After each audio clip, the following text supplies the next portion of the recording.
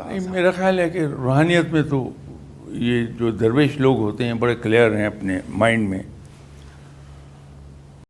ہمارے یہاں ہوتا ہے نا، جب ہم چارٹ بنا رہے ہوتے ہیں تو ایریاز آف ریسپانسبلٹی ڈیفائن کرتے ہیں. چونکہ دونوں کی ڈیوٹیز ہی بڑی مختلف ہیں، اسی لیے جسمانی طور پر دونوں میں بڑا فرق ہے.